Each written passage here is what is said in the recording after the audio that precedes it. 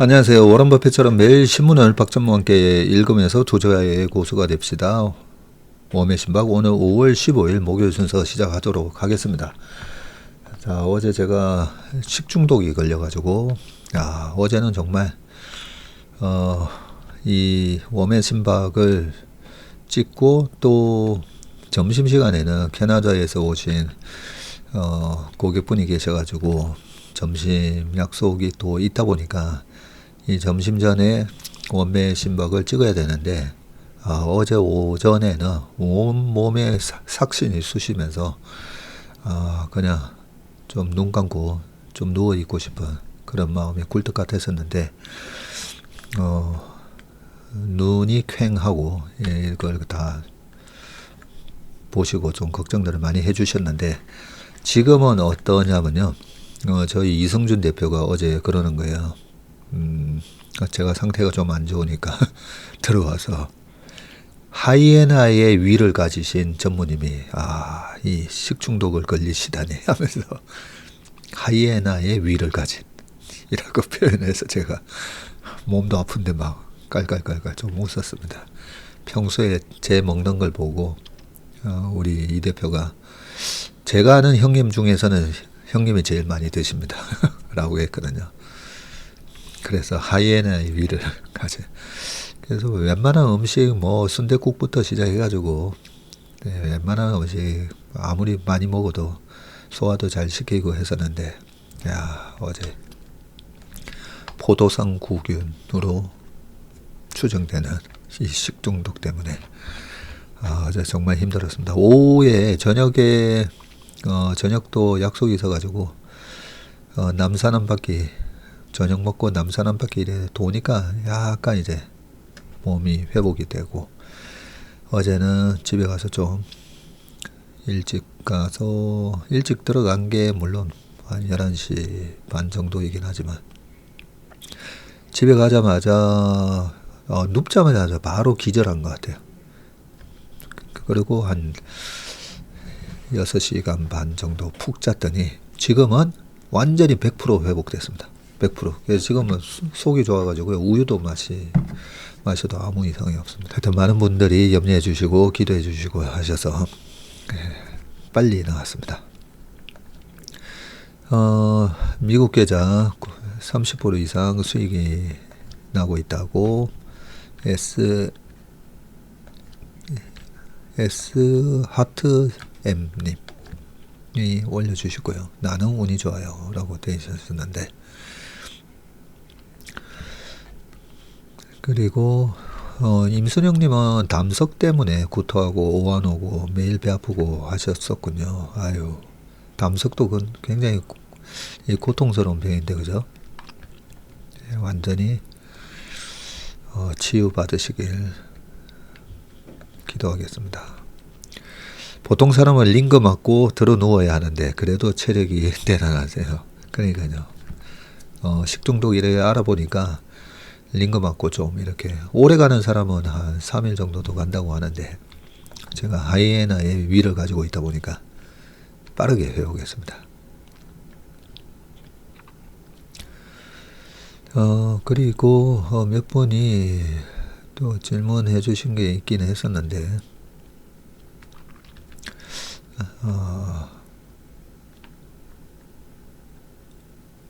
우리 한스 소련 업고 띠어 님이 그죠? 퇴직연금 IRP 포트 요즘 제가 우리 인턴분들한테 가끔씩 퇴직연금 MP 변경이 있으면 예전에 말씀드렸었는데 요즘 제가 깜빡하고 웜의 신박할 때 어쩌다가 한 번씩 말씀드리긴 했는데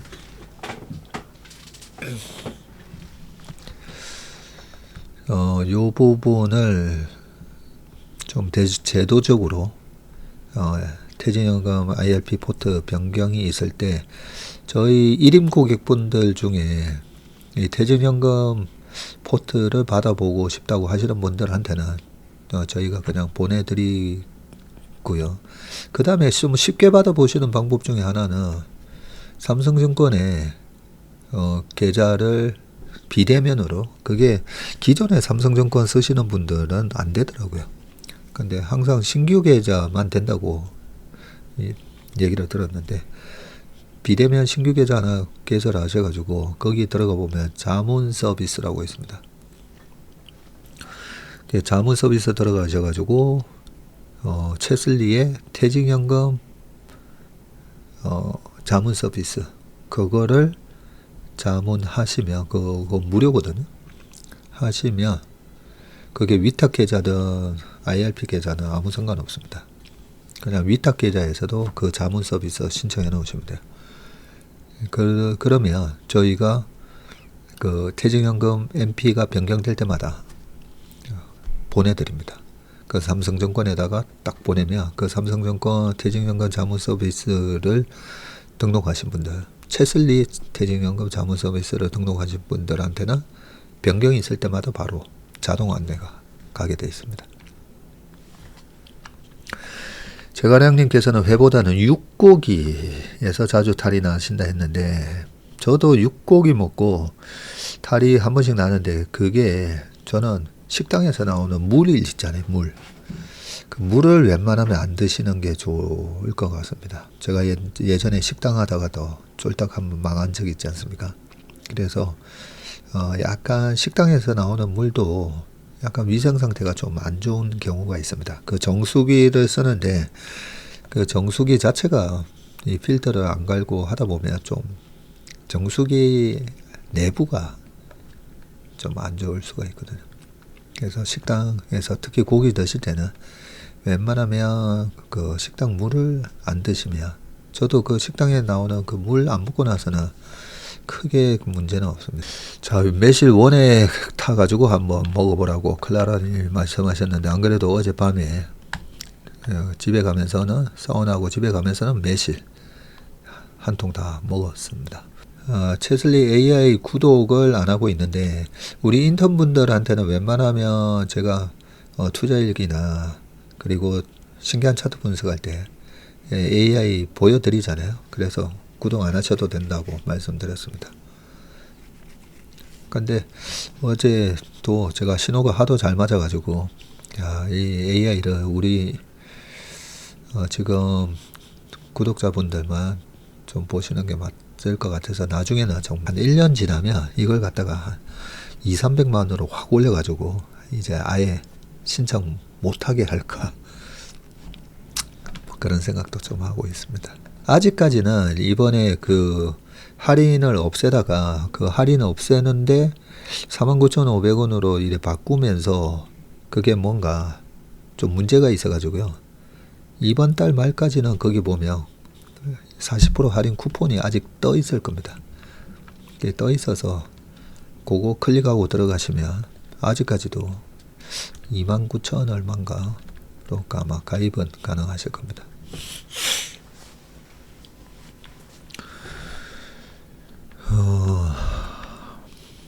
안녕하세요 전무님, 오랜만에 인사드리네요. 알케미스트 님이시군요. 잠시 시장을 떠나 있는 동안에 시장이 불이 붙었네요 라고 하셨습니다.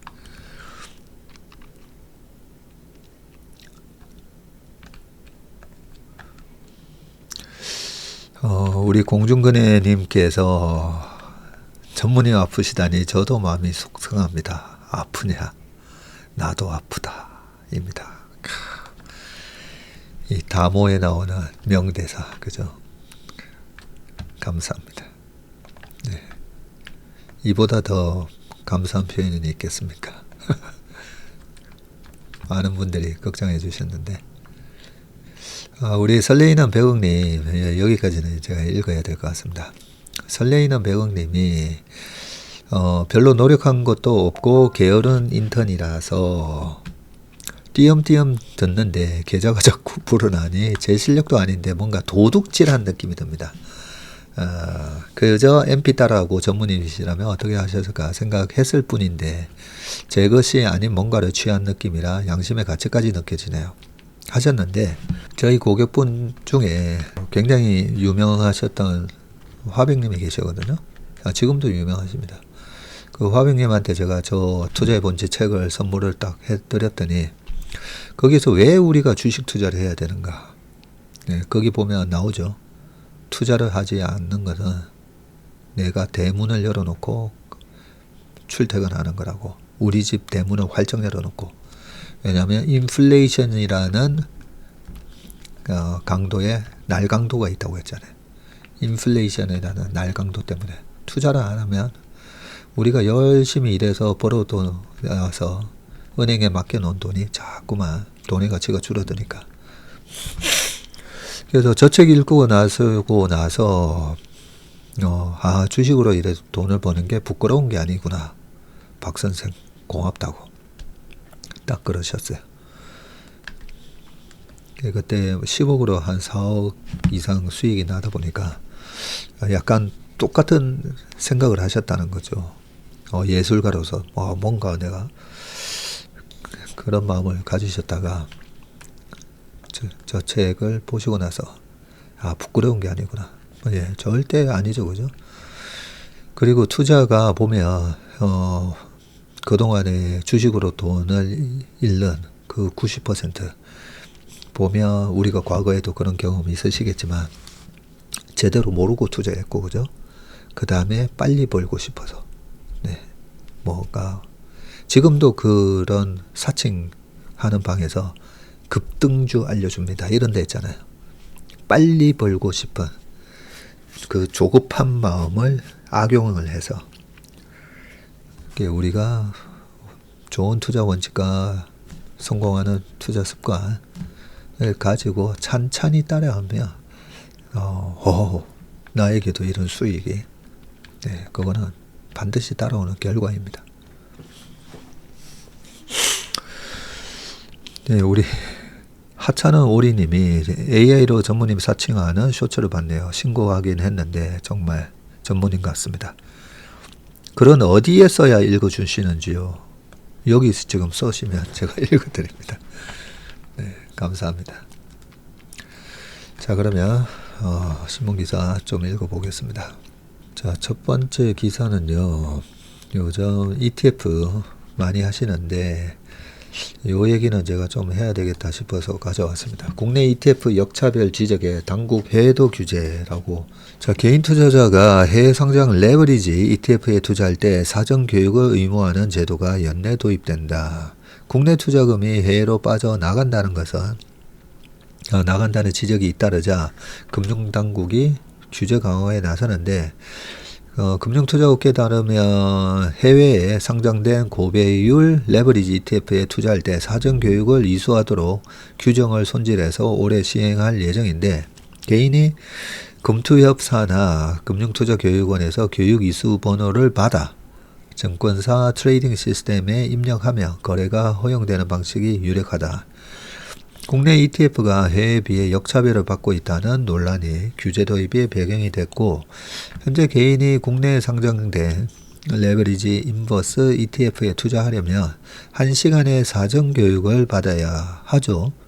증권사 계좌에 1,000만 원 이상 예탁해야 하는 규정도 있습니다. 신용거래에서도 제외가 됩니다. 레버리지 ETF에 과도한 투기 수요가 몰렸다고 판단한 당국이 2020년 9월 도입한 제도이고요. 지금까지 해외 레버리지 인버스 상품에 투자할 때는 이런 규제가 없었고요. 주가의 단기 방향성에 투자하려는 수요가 해외로 급격히 쏠린 이유이고 다만 해외 레버리지 ETF에 국내와 동일한 문턱을 둔다고 해도 자금 유출을 막기는 어려울 것이라는 게 중론인데 국내 ETF 투자금이 해외로 빠져나가는 근본적인 원인은 그대로 있기 때문인데 한국 투자금이 몰린 상품은 대부분 국내 증시에서 찾아볼 수 없는 상품이라면서 교육 이수 제도로 문턱을 높이더라도 해외 투자 수요는 여전할 것이다. 해외 ETF와 국내 ETF에 투자할 때 세제가 다르게 적용된다는 점도 자금 유출을 부추기는 요인이라는 지적이 나오는데 예를 들어 국내 증시에 상장한 나스닥 100 ETF 매매 차익에는 15.4%의 배당 소득세가 부과되고요. 같은 상품이라도 미국 증시에 상장한 ETF 차익은 250만 원까지 비과세가 되죠. 그리고 초과분에 대해서 22% 양도소득세를 부과할 뿐입니다. 금융소득종합과세에는 합산하지 않고요. 수익이 250만 원 미만일 것으로 예상하는 투자자나 금융소득 종합과세 대상인 고액자산가는 해외 상장 ETF에 투자하는 게 유리한 구조입니다. 국내 규제를 완화하고 세제 형평성을 맞추는 게 기울어진 운동장을 해소할 방안이라고 한 운용사 대표가 얘기했다라고 되어 있는데, 이거 ETF 강의 들으신 분은 다 아시잖아요. 그죠? 예, 국내에 상장돼 있는 이 나스닥 100 ETF에 투자를 하는 게 맞는지, 아니면 미국에 상장돼 있는 QQQ 하는 게 맞는지, 세금이 다릅니다. 세금. 지금 여기 나오는 것처럼 미국 주식이나 미국 ETF 사고 판 거에 대해서는 22% 양도세를 매기는데, 이게 금융소득 종합과세에는 합산이 안 돼요. 근데 우리나라 나스닥을 추종하는 ETF에 해가지고 매매 차익이 발생했잖아요. 그러면 15.4%의 배당소득세가 부과되거든요. 그러면 22%보다는 낫네. 그렇게 생각하실 수가 있는데, 250만 원까지는 또 미국은 비과세예요. 그리고 여기 15.4% 국내 ETF, 국내 나스닥 100 ETF를 매매해서 차익이 난 걸 양도소득세가 아니라 여기 보면 배당소득세로 또 부과를 해요. 그러다 보니까 우리나라에 2천만 원 이상 금융소득 이자와 배당을 합친 거, 거기다가 해외 ETF 매매까지도 다 이걸 배당소득세에 포함을 하는 바람에 좀 금액을 크게 하시는 분들은 15.4%만 저거 배당소득세로 내는 게 아니라 나중에 보면 금융소득종합과세랑 합쳐져 가지고 많이는 46%까지 세금을 내야 됩니다. 그러니까 아유 골치 아파. 그냥 미국에 상장되어 있는 해외 ETF QQQQ는 해야지. 네, 그러고 한다는 거죠. 이런 걸 갖다가 해결하지 않으면 지금 뭐 1시간 교육받는 거, 네, 이거는 또 탁상공론이죠. 솔직히 이거 탁상공론이잖아요. 그 1시간 교육 그거 듣고 있습니까? 안 듣잖아요. 그냥 HZ에서 틀어놓고 1시간 중간중간에 그냥 클릭 해주는 건데. 그리고 이 해외 ETF 매매할 때 3배짜리 못하게 제가 해야 된다고 했잖아요. 그거 해외 도박 사이트나 다를 바 없습니다. 솔직히. 예. 그 테슬라 3배짜리가 됐든 뭐가 됐든 투자하는 것처럼 보이잖아요. 투자하는 것처럼 보이는데 투자가 아니에요. 그냥 도박이에요. 도박. 왜냐하면 도박과 투자의 그 가장 큰 차이점이, 도박은 계속 하면 할수록 잃게 되죠. 하면 할수록 잃게 됩니다. 3배짜리만 갖고 내가 1년, 2년, 3년 한다고 생각해 보세요. 반드시 잃게 되어 있습니다. 왜냐하면 9번 맞추고 1번 틀리면 다 꽝이기 때문에. 근데 투자는 9번 맞추고 1번 틀려도 그죠? 기다리면 다시 또 올라오잖아요. 그래서 3배짜리는 못하도록 해야 됩니다. 죄송한 얘기지만 금지시켜야 됩니다. 해외. 이 1시간 교육받는 게 중요한 게 아니라 1시간 이 교육 내용에 해외 3배짜리 장기 투자하면 반드시 돈을 다 잃게 됩니다. 근데 사실 담배에도 보면 온갖 그 경고 문구 다 있잖아요. 그거 보고도 다 피시잖아요. 그래서 이 1시간 교육에 뭐 어떤 내용을 넣어놓다 그냥 3배짜리 못하게 해야 됩니다. 자, 그 다음은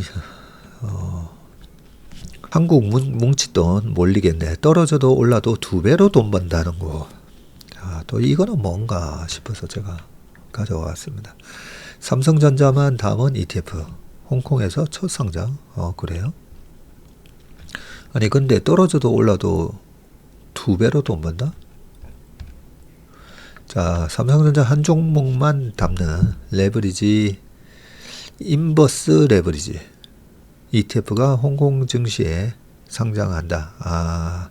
국내 단일 종목 ETF로 만든 건 이번이 처음인데, 투자자에게는 삼성전자 주가 향방에 투자할 새 수단이 생겼다는 의미가 있지만 국내 자금의 해외 유출이 가속화할 것이라는 우려가 나온다라고 되어 있고요. 삼성전자 레버리지, 인버스 레버리지 ETF 개요인데 홍콩증권거래소에서 이 삼성전자 주가 단일 종목으로 기초통화는 미국 달러네요.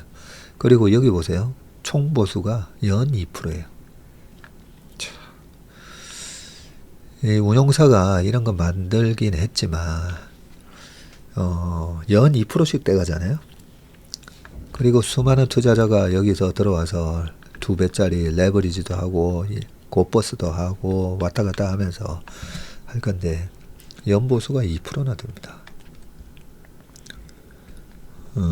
글로벌 단일 종목 ETF로 몰린 한국 투자자 1등은 테슬라 2배짜리 2배짜리 많이 투자하고 계시고 한국 투자자 비중이 42.5%네요. 한 65억 달러 정도 하고 있습니다. 그러니까 10조 정도 된다 그죠? 테슬라 2배짜리 10조 정도 하고 계시고 그 다음이 그래니셜스 2배 롱 엔비디아 엔비디아 또 2배짜리도 한 7조 하고 계시네요. 그리고 일드맥스 MSTR 옵션 인컴 전략에도 35억 달러 한 5조 하고 계시고 4위가 T렉스 2배 MSTR 데일리 타겟 이렇게 되어 있다고 합니다. 그래서 뭔가 했더니 삼성전자 주가가 1% 오르면 레버리지 2% 뛰고 고버스 ETF는 2% 떨어지고 그 두 개 떨어져도 올라도 정확하게는 떨어져도 올라도 2배로 돈 번다가 아니라 떨어지거나 오를 때 2배로 돈 벌거나 2배로 돈 잃는다. 누군가 했더니 한국경제 나수지 기자 기사였군요. 나수지 기자 요즘은 잘 안 보이던데 그때 뉴욕인가 한번 갔다가 요즘은 잘 안 보이네요. 차분하게 진행 잘했었는데 그죠? 자, 그 다음 기사 보겠습니다. 트럼프도 돈 안 아낀다. 미국 반도체 학과 열풍인데 한국 뭐하나? 자, 이 사진이 뭔가 봤더니요. 미국 뉴욕주의 로체스터 공대 내에 있는 반도체 마이크로 시스템 제조연구소 클린룸에서 마이크로 전자공학과 학생들이 반도체 제조 공정을 실습을 하고 있다 되고 있습니다. PC가 나오던 1980년대처럼 놀라운 성장의 시기예요. 반도체에 대한 학생들의 관심이 그 어느 때보다 높습니다. 칼 호슈마 미국 로체스터 대학 전기전자공학과 교수는 화상 인터뷰에서 이렇게 말을 했고요. 뉴욕주 고등학교를 돌며 최근에 입학 설명회를 열었다는 그는 5년 전만 해도 학생들이 반도체에 관해 전혀 몰랐지만 이제는 반도체의 중요성을 모두가 안다고 합니다.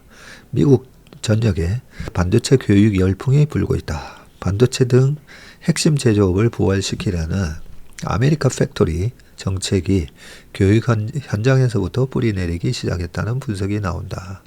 미국 퍼듀대의 2024년 가을에서 25년 봄학기 반도체 학과 학사 석사 중 총 등록자가 351명이었고요. 22년 5월 반도체 과정에 출범한 이후에 8배 가까이 늘어난 수치라고 하네요. 미국 자동차 산업 중심지인 디트로이트에 있는 웨인 주립대도 반도체 관련 강좌에 등록한 학생이 1년 만에 2배로 늘었고요. 포드, GM 등 디트로이트에 자리 잡은 자동차 제조사가 반도체 연구 인력을 늘린 결과이다. 반도체 인력 구인난인데 수요는 16만 4천 명인데 공급은 10만 5천 명. 거의 한 6만 명이 모자라네요. 지금 테슬라, 오라클, 흄렛패커드의 본사를 유치한 텍사스주는 미국 반도체 제조의 심장으로 떠올랐고 텍사스대 오스틴 코크럴 공과대에서 21년 설립된 텍사스 전자연구소 4년 만에 20억 달러를 투자받았고요. 로저 보네케이저 학장은 1800 스퀘어미터의 클린룸을 비롯해 최첨단 시설에서 올 하반기부터 최우수 반도체 엔지니어를 양성할 것이라고 말을 했습니다. 반도체 강국을 자부하는 한국은 최상위 대학조차 낡은 연구 인프라에 발목이 잡혀 있고요. 양준성 연세대 시스템 반도체 공학과 교수나 국내 대부분 대학이 보유한 반도체 시험 생산 라인으로는 AI 반도체 등 첨단 연구가 어렵다고 호소를 했고요. 반도체 업계 관계자는 AI 투자 공략을 남발하는 사이에 한국의 반도체 제조 경쟁력이 빠르게 식고 있다고 지적을 했습니다. 2019년 12월 멍치앙 미국 공대 학자, 현재 퍼듀대 총장은 국무부 과학기술 수석고문으로 자리를 옮겼고 당시 마이크 폼페이오 국무장관의 제안에 응한 치앙 학장은 미국 행정부에서 반도체가 지닌 지정학적 위상을 절감했다고 합니다. 22년 부총장으로 복귀한 그는 퍼듀대를 미국 반도체 인력 허브로 만들기 위한 프로젝트에 착수를 했고요. 인텔, 글로벌 파운드리, 그리고 어플라이드 머티리얼즈 등 20개의 미국 반도체 기업의 임원이 프로젝트 자문위원으로 참여를 했습니다. 반도체 인력 양성을 위해 미국이 혼신의 힘을 기울이고 있음을 명확하게 보여주는 사례이고요. 반도체 산업이 중국과의 패권 전쟁에서 핵심 전장으로 떠오르자 미국은 칩스법을 통해 기업과 대학에 막대한 자금을 쏟아붓고 있고요. 이 덕분에 반도체 학과가 1980년대 PC 시절 이후 제2전성기를 맞고 있고 공장만이 아니라 한국 반도체 제조 교육 전문가들이 미국으로 빨려 들어갈 수 있다는 우려가 나오는 이유다. 그러네요. 미국에다가 반도체 공장 짓는 게 걱정이 되는데 그 와중에 이제는 반도체 제조 교육 전문가들까지 빨려 들어갈 수밖에 없겠네요.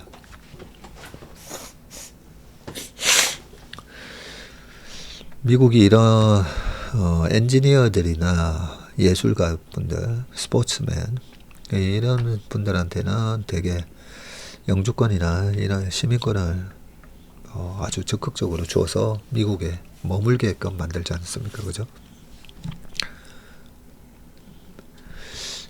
여기 표가 다 잘 돼 있네요. 엔비디아 임원이 대학 강의실로 미국의 칩스법 물량 공세라고 돼 있는데 칩스법 R&D 자금을 지원받은 주요 대학입니다. 이게 미국 정부가 400만 달러, UC 버클리, 그리고 스탠퍼드 대에도 670만 달러, 그리고 애리조나 주립대에도 1억 달러, 와, 대학에다가 그냥 1,400억을 줘버리네요. UC 데이비스, 그리고 텍사스 오스틴, U 오브 텍사스죠. 그리고 퍼듀, 그리고 로체스터 공대, 코넬, 그리고 매사추세츠, 에머스트, 그리고 프린스턴 이런 데다가 미국 정부가 돈을 팍팍 밀어주면서 반도체를 인력을 양성하고 있네요.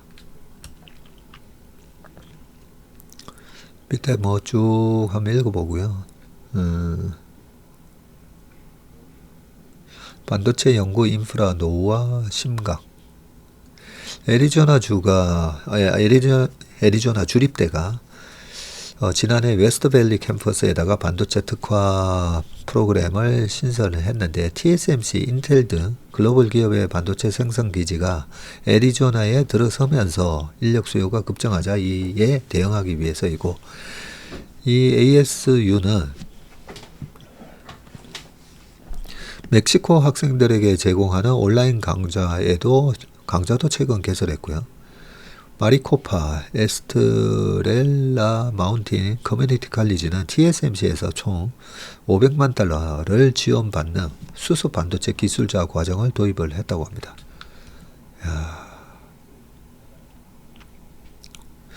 국내 반도체 전문가들은 반도체 연구시설 노후화와 만성적인 인력 부족을 해소하기 위해서 정부 지원이 절실하다고 읍소하고 있는데, 이혁재 서울대 교수는 반도체 관련 강의에 정원의 2배가 넘는 학생이 수강을 신청하지만 교수가 부족해서 수업을 못하는 상황이라면서 대만 반도체 인력 양성의 허브인 대만 국립대 수준에 맞추기 위해서라도 교원을 지금의 2배로 늘려야 한다고 제언을 했습니다. 이런 거 보면 또 좀 답답해진다, 그죠?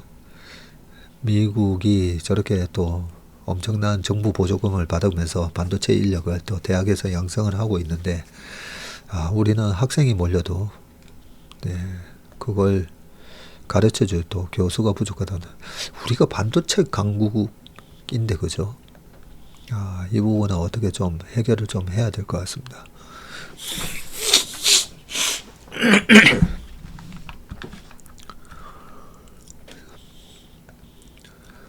자, 그 다음 기사입니다. 트럼프도 돈 안 아낀다. 미국 반도체학과 열풍인데 한국 뭐하냐. 자, 그 다음 기사입니다. 데이터 센터 발열 잡는 HVAC 삼성 반도체처럼 키운다. 자, 삼성전자가 15억 유로 2조 3천억을 들여서 유럽 최대 냉난방 공조 HVAC 기기 업체인 플렉트 그룹을 인수했네요. AI 데이터 센터 투자 붐으로 주목받는 열 관리 공조 시스템 시장을 잡기 위해서인데, 삼성이 조 단위 M&A를 한 것은 2017년 9조 3천억 원의 하만을 인수한 이후 8년 만이다. 산업계에서는 삼성이 로봇, AI 등 미래 사업 분야 경쟁력을 확보하기 위해서 추가 M&A에 나설 것으로 보인다고 했는데, 플렉트 그룹은 어떤 곳이냐? 1918년에 스웨덴에서 설립된 회사이군요. 1918년이면 스페인 독감이 거의 끝나갈 때, 1차 세계대전이 끝나고, 그죠? 그런 와중에 스웨덴에서 만들어진 회사군요. 직원이 3,500명 정도 되고 매출이 6억 5천만 유로. 매출이 그렇게 크지는 않는데요. 1조 정도 되는 것 같은데. 사업 현황은 65개국의 제품 솔루션을 공급하고 주요 실적은 네덜란드 UMOG 대학병원 데이터 센터, 이탈리아 로마 레오나르도 다빈치 공항 뭐 이런 데 들어갔나 봅니다. 여기 이름이 있군요. 플렉트 그룹. 전자는 14일 영국계 투자회사 트라이턴 인베스먼트가 보유한 독일 HVAC 전문기업인 플렉트 그룹 지분을 100% 인수한다고 밝혔고요. 100% 다 인수하네요. 스웨덴에서 설립됐지만 현재는 독일 회사인가 봅니다. 플렉트 그룹은 데이터 센터, 공장 클린룸, 산업 주거용 건물 등 여러 시설의 냉각 솔루션을 제공하는 유럽 최대 업체이군요. 100년이 넘는 역사에 이 스웨덴 그룹 기업 플렉트 우저를 트라이턴이 2016년에 인수했군요. 트라이턴은 같은 해 독일 엔지니어링 그룹 GA에서 분리된 HVAC 업체인 덴코 하페를 합병해서 규모를 키웠군요. HVAC는 세계 곳곳에서 AI 데이터 센터가 건립되면서 주목을 받았고요. 열을 많이 발산하는 AI 데이터 센터에는 효율적인 냉방 시스템이 필수적으로 들어가기 때문입니다. 글로벌 마켓 인사이트는 2024년에 3,016억 달러인 이 시장이 3,016억 달러요? 엄청나게 큰데 그러면 420조. 이 시장이 2034년에는 5,454억 달러로 커질 것으로 전망을 했다. 2034년에는 이게 한 800조 시장이 된다는 거거든요. 노태문 삼성전자 사장은 공조사업을 미래의 성장 동력으로 육성할 계획이라고 얘기를 했군요. 자, 냉난방 공조는 AI, 로보틱스와 함께 삼성전자가 미래 먹거리로 점 찍은 분야인데, 지난 3월 정기주총에서 HVAC 합병을 언급하기도 했고요. 큼지막한 HVAC 기업이 매물로 나오면서 매수자 후보 리스트에는 언제나 삼성 이름이 올라와 있었다고 합니다.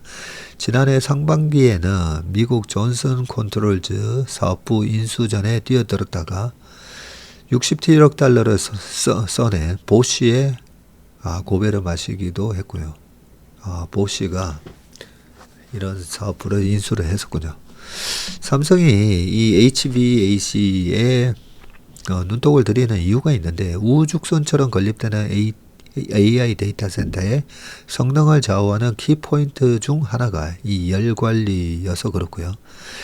이 HVAC의 공조 시스템은 열을 많이 뿜어내는 서버 등이 대거 장착된 AI 데이터 센터를 시키는데 최적의 솔루션으로 꼽히다고 합니다. 그만큼 수요가 폭발적으로 늘고 있다. 결국 데이터 센터에 있어서 삼성이 중요한 역할을 하기 위해서 이 진출을 하는 그런 개념이다, 그죠? 네.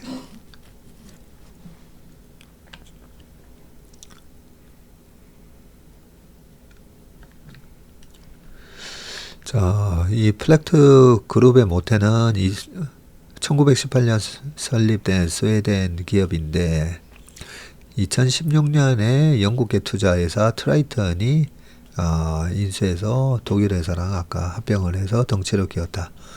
예, 이런 얘기가 좀 전에 읽었고요. 결국은 이 시장인데, 삼성은 이 공조 시장이 2030년에 990억 달러로 연평균 한 8%씩 커질 것으로 예상을 하고 있고, 데이터 센터에 들어가는 공조 시장의 성장성은 더 가파른데 지난해 168억 달러에서 2030년에는 또 441억 달러로 연평균 성장률이 18%에 이른다고 했고요. 삼성전자 관계자는 생성형 AI, 로봇, 자율주행 등의 확산에 따라 데이터 센터용 HVAC 수요가 지속적으로 늘어날 것이라면서 플렉트 그룹을 인수하는 가장 큰 이유라고 했습니다. 전자는 연내 플렉트 그룹 M&A를 마무리하고 기존 사업과의 시너지 찾기에 나설 계획인데, 전자의 빌딩 통합 제어 솔루션과 플렉트 그룹의 공조 제어 솔루션을 결합해서 유지 보수 서비스를 제공하는 게 대표적입니다. 전자 관계자는 공항, 쇼핑몰, 공장 등 국내외 대형 시설을 대상으로 영업 서비스를 강화해서 종합 HVAC 기업으로 도약할 것이라고 강조를 했습니다. 자, 그 다음 기사입니다. AI가 개발자 대체, 컴공과 위상이 흔들. 마이크로소프트 사진이 나오고 있고요. 마이크로소프트가 13일 회사 인력의 약 3%를 감원한다고 밝혔습니다. 6,800명이 짐을 싸야 할 처진 것으로 알려져 있는데, AI 개발자 인력 조정이 본격화하면서 최고 인기를 구가하던 컴퓨터 공학의 위상이 흔들릴 것이라는 전망이 나옵니다. 우리가 컴공 하죠. 아니면 컴사, 요즘은 컴퓨터 사이언스 하면서 컴사라고도 많이 하고요. 컴공은 미국 대학에서 대학생들에게 가장 인기 있는 학문으로 오랫동안 군림했고요. 14일 미국 국립교육통계센터에 따르면 1980년 15,121명에 불과하던 컴공 전공자가 2020년에는 10만 4,883명으로 급증을 했고요. 9배 증가했다, 그죠? 한 8배. 같은 기간 반도체를 연구하는 전기전자공학은 15,000에서 17,000 정도로 제자리 걸음을 걸었다. AI가 코딩 전문가를 대체하기 시작하면서 정반대 현상이 나타날 것이라는 전망이 나오는데, 기업이 반도체 인력 채용은 늘리는데 소프트웨어 엔지니어는 구조조정 대상에 올리고 있어서이고요. 에릭 슈미트 전 구글 CEO는 1년 안에 대부분 개발자가 AI로 대체될 것이라고 말을 했습니다. 마크 저커버그 메타 CEO는 역시 12개월에서 한 18개월 이내에 메타의 이 대규모 언어 모델인 라마의 코드는 대부분 AI가 작성할 것이라고 말했습니다. 되게 무서운 얘기죠. 저는 뭐 코딩을 할 줄은 모르지만 코딩 하다가 뭐 잘 안 되면 그죠? 챗GPT한테 이거 어떻게 해 하면 챗GPT가 요렇게 코딩을 해서 넣어봐봐 하면서 요즘은 다 짜주잖아요.